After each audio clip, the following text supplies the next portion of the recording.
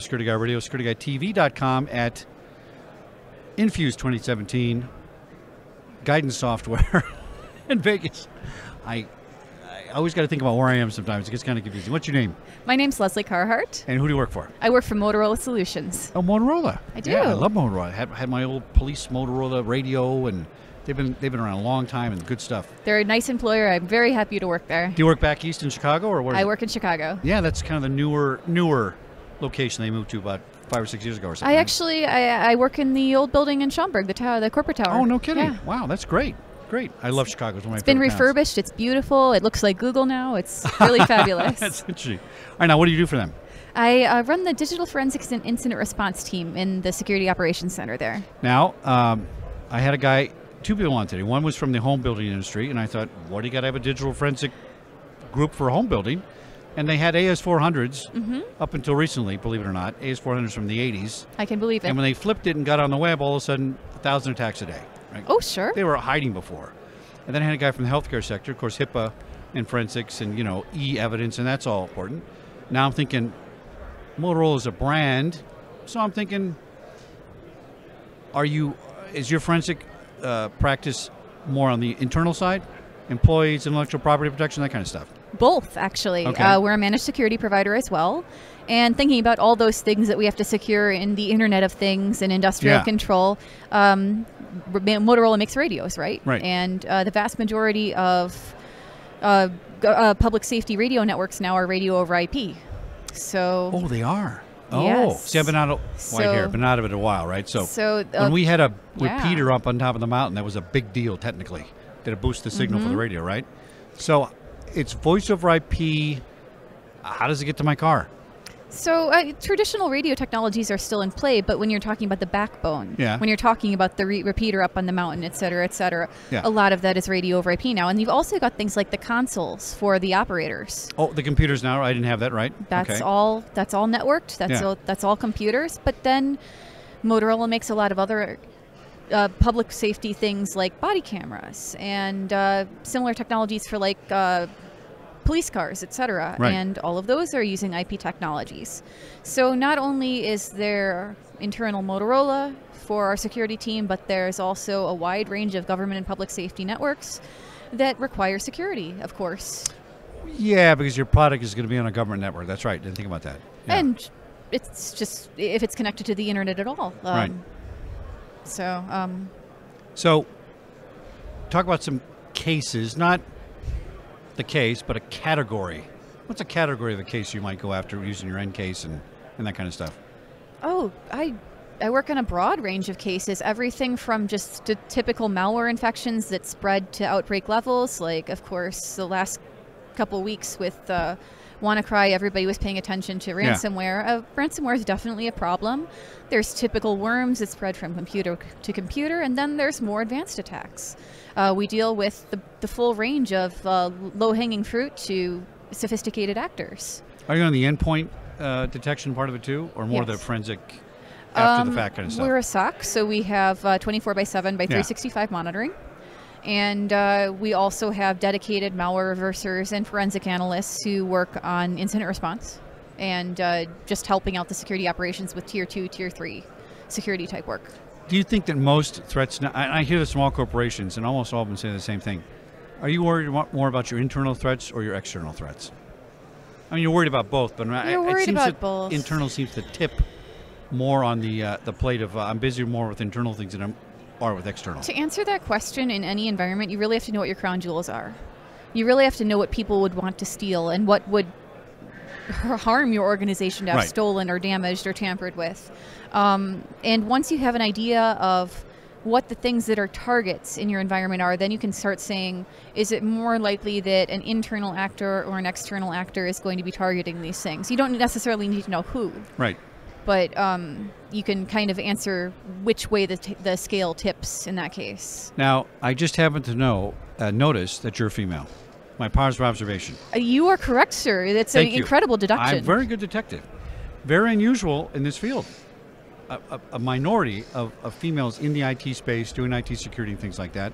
There's about 1 million personnel shortage of IT people in general, right? Yes. I'm just curious how you got into it, your background. It's fascinating to me.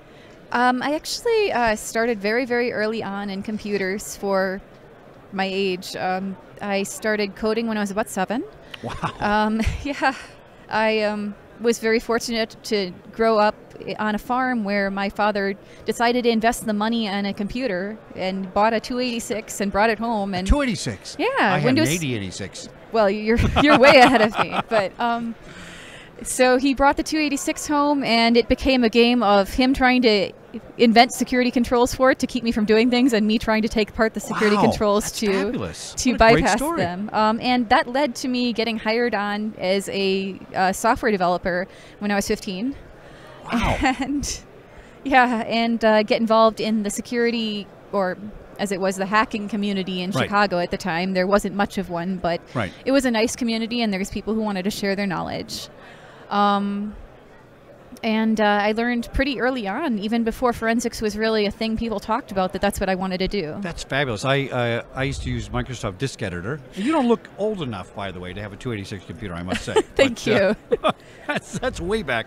And I used to use Disk Editor to, I found this Word document fragment, and that was all amateur stuff, but that's before Encase was around. There wasn't anything on the internet that told you what to do either. You had to there was it out. like 3 books. That's right. And I bought all 3 of them, and I read them repeatedly, and that's all there was. I'm fascinated by your insight into that concept that early on, right? My first computer was an 8086, had 2 floppy drives, and there's this thing called Disk Editor. And every time I went in there, I botched up my entire library, and everything was screwed up, and I fried so many computers, can't even tell you. But I kind of learned what it was about. And, when somebody told me it's all ones and zeros, I'm no genius, but I thought, that's fascinating. So I was always curious about it, right? It is incredible. So I see your curiosity changed into learning and developing information. When did you get the idea that, and maybe they didn't call it forensics back then, right? Who knows what they called it? In the 90s, they called it forensics. Yeah, but when did you get the idea that that's where the business is going? I kind of got that idea a long time ago. It just seems... It's deep down in there, but it's a logical string to me. I suppose I was a kid, and I just loved the thought of the detective work. I mean, I read about, and there's theoretical articles, of course, in like Popular Electronics and Scientific American and stuff, where they talk about, someday we might be able to figure out what memory was. And this was way before we could actually do memory forensics. And they talk about at electronic level, this is how memory works. It's just conceivable that maybe we could retrieve something from memory someday and do forensics on it. And I was like, wow, that's so cool. That is cool. That's amazing. And I know that my first day I had 2 floppy drives, and then they came out with a hard drive. It was the first hard drive, 25 megabytes, and I went, oh my God, I can get rid of 25 discs. This is amazing. It was a lot. It cost me $1,200. Of course. I had to go to the bank and finance it. Yeah. Because I was a cop. You got a loan for a car, like a car loan for a computer back then. Exactly. My first computer was $2,500, and I made $1,200 a month as a cop. But it was worth it. Yeah. And learned it. That is a great story. That's a great story. Now, let's fast forward. You're doing the software development. How did you get to Motorola? And how did you get from doing your own stuff and then into Motorola? How that work? I knew I wanted to do forensics, and it wasn't as easy as saying I wanted to do forensics. It was a long road. It wasn't like a college degree that says, hi, you're certified to do forensics. No, I went to colleges when I was a teenager, and I was coming in with every advantage. I had GI Bill to pay for my college. Right. I had lots of experience with computers. I understood how they worked from an electronic level up, all the layers of the OSI model. And but it was still really, really difficult.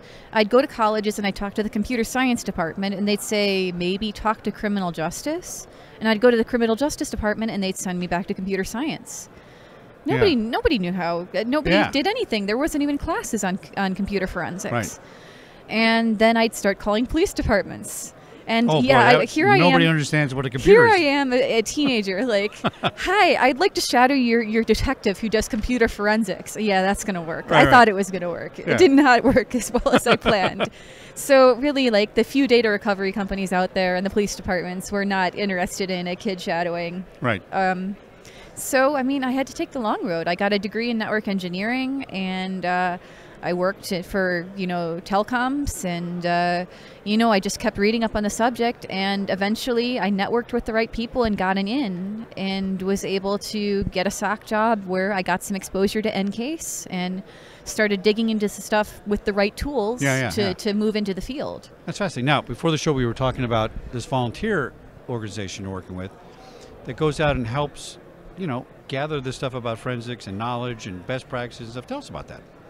So most of what I've been doing is independent. Of course, I was just explaining how I had a long road into getting into forensics, and it was frustrating, and it almost made me give up. And I made the decision once I made it into the field that I was not going to the best of my ability, let other people fight that battle and rely on dumb luck to get into the field when they were motivated and interested and willing to learn. So I've expended a lot of my exorbitant free time in volunteer efforts in educating people about security and how to get into the field, especially. Yeah. So I run a blog, and I write a lot about how do you start a career, how do you learn on your own, what are some options for self-study if you don't have the money to take a course, if you do have the money, how do you find a good degree program, and then going all the way up to you're writing a resume and you're going to go interview at a job.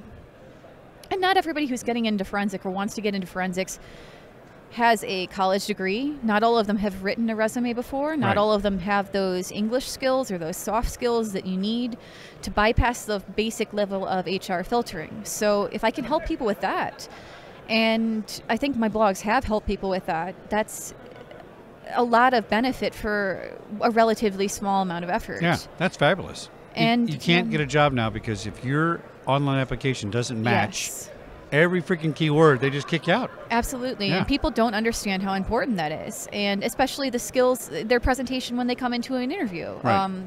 Who do you say hello to? Are you dressed appropriately? So what I and some friends have been doing is going to conferences and just spending whole days conducting mock interviews and doing resume reviews. Yeah. And I see a lot of the same problems over and over and over again. It's almost gotten so I can sit down and just glance at a resume and say, okay, did you do this? Did you do this? Did you do this? And there's so many easy wins you can make when you're writing a resume to get it through the HR filters and get it on a hiring manager in security's desk and have them see the information they need and be able to see that you're a good candidate with the right motivations. Now, if we have a 1 million person shortage in the IT business, what are they doing that makes them not get looked at? I mean, it must be something I'm not thinking of. Sure. So there's definitely a shortage. Yeah. But these people that want to get into the field, they're not already, because there's basically zero unemployment in the field if you're working. Yes. Yeah. The hard part is getting in. Really? So in a business that needs 1 million people, that's hard to get in. Interesting. Yeah, I'm seeing in the last 5 years, I've seen us go from a lack of entry-level security people to there being 30, 40 candidates for a single entry-level position. Well, that's good news. People are graduating. Those degrees that started up 4 or 5 years ago, people are coming out of them now. So we're starting to see entry-level people come out. Those degrees are kind of that new, aren't they? They're that new, but they're not new enough that there's people graduating now. Right. So the Tier 1 market, while still desperately in demand of people, isn't so in demand that they can't be picky. So we're starting to see employers ask for degrees. We're starting to, all the things they typically do for any entry-level position. Ask for more experience with different tools or certifications. So where there used to be no opportunity to be picky, all of a sudden we're seeing employers start to become picky. Interesting. I didn't go to college. I couldn't figure out what a semester was. I can't sit in a class for 5 minutes. I go nuts, right? But I got to a C-level position in my profession, which is, not bad. And I've hired over 3,000 people. Now, there's not a lot of college applicants walking to my door to get hired. However, I never gave extra weight to a college degree necessarily, right? Because if you can do the job and I see that light in your eyes, I'm grabbing you. And a good HR person, you know what I'm talking about when I say light, right? It's like that person's connected. They're working, right? But I suppose in the IT business, you have to have some kind of proof of a skill. so that we're not going to sit down and use DOS when we don't use DOS anymore, and they have to have some kind of level of proof to it. But boy, there's a lot of you're basically a genius, okay? Because you're 7 years old doing code. That's above average. Let's go above average intelligence for sure, right? And I would not want to not hire you because I missed that. Yeah. And didn't have the code. And it's a tough question. Yeah, it's very interesting. I just interviewed, actually, because it's such a contentious topic, I just interviewed 7 other people in security who are all hiring managers in security. Right. And I asked them 10 questions about degrees and whether people should get them and how much they matter to those people who are making the hiring decisions. And I was hoping for a broad range of opinions, but they all kind of ended up being the same opinion at the end. Everybody kind of came close to the same answers, which were essentially, we want that light in people's eyes, and we don't personally necessarily demand a degree, but gosh, it's going to help your career now. I think it'll it help has you get to, in the door. Get in the door, maybe. Yeah. Maybe get a promotion later if your employer prefers people from management who have degrees. Yeah. So none of us were really negative towards getting them unless it was going to put people in massive debt. But I guess it's the best thing we have for proof of concept. Yeah. In one way, There's not a lot of great certifications Yeah. for entry level, and especially in the blue team. It's Leslie, Chicago, one of my favorite towns. Most corrupt place on earth, basically. If you go back to those Devil in the White Dress, remember that book about the Devil in the mass White murder? Yeah, yeah. But it's a great town. It's so much energy. It's good people. It is good people. It is Yeah. actually the definition of Midwest and good people. Yeah. In a corrupt government environment, it's hilarious. But, Well, but the people are good. It's a great place. I'm very impressed with your background. I think this is a fascinating conversation. I wish you the best of luck. Thank you. And thanks for coming on the show. Is let's give your blog out to people that might want to hear about the blog. Oh, sure. My blog is at tisiphany.net, and you can follow me at Hacks for Pancakes on Twitter. Hacks for Pancakes. That just raised a whole bunch of images in my head. Miss Leslie, thanks so much. It was wonderful. Thanks Thank for coming you. on the show. Bye.